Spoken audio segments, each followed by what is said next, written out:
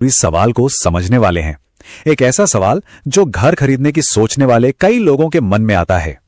जानते हैं, घर खरीदने जैसे बड़े बड़े सफर की शुरुआत भी ना अक्सर एक बहुत ही सीधे साधे लगने वाले सवाल से होती है। तो ये है वो सवाल, बिल्कुल वैसा ही जैसा हमें मिला। देखिए, हमने इसमें कोई बदलाव नहीं किया है। आज हमारा पूरा विश्लेषण इसी एक सवाल की गहराई को समझने पर रहेगा, परत दर परत। तो चलिए शुरू करते हैं।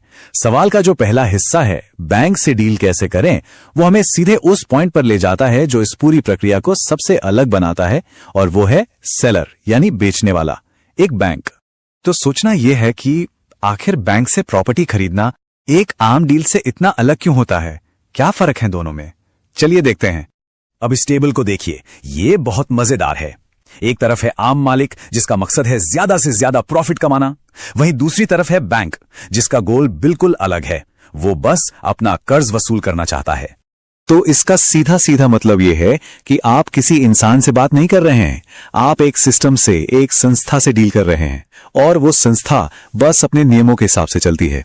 यहां इमोशंस या बातचीत की कोई खास जगह नहीं होती। ठीक है, तो बेचने वाले की बात तो हो गई। अब आते हैं सवाल के दूसरे और शायद सबसे जरूरी हिस्से पर, क्या क्या पेपर वर्क है। इस पूरी कागजी कार्यवाही का जो निचोड़ है ना, वो एक शब्द में है, ड्यू डिलिजेंस। अब ये सुनने में भारी भरकम लगता है, पर इसका सीधा सा मतलब है कोई भी डील फाइनल करने से पहले अपनी तरफ से पूरी जांच पड़ताल करना, मतलब अपना होमवर्क करना। और ये सिर्फ कागज जमा करने का खेल नहीं है।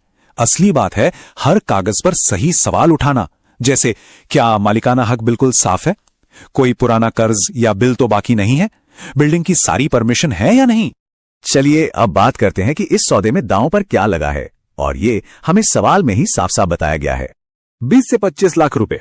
जरा सोचिए इस रकम के बारे में। ये सिर्फ कुछ आंकड़े नहीं है, ये एक बहुत बड़ी फाइनेंशियल जिम्मेदारी है।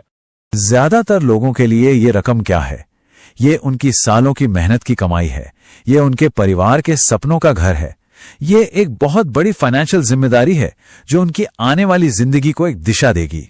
तो हमने सेलर को समझा, पेपर वर्क को देखा और इन्वेस्टमेंट की बात की।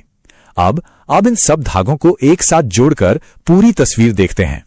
ये चार्ट पूरी कहानी को बहुत अच्छे से दिखाता है। देखिए, एक स्टैंडर्ड सेल में जोखिम का अंदाजा लगाना फिर भी आसान हो सकता है, लेकिन बैंक वाली प्रॉपर्टी में कई अनदेखे छिपे हुए रिस्क हो सकते हैं, और यहीं पर ड्यू डिलिजेंस यानी आपकी जांच पड़ताल आपका सबसे बड़ा हथियार बन जाती है।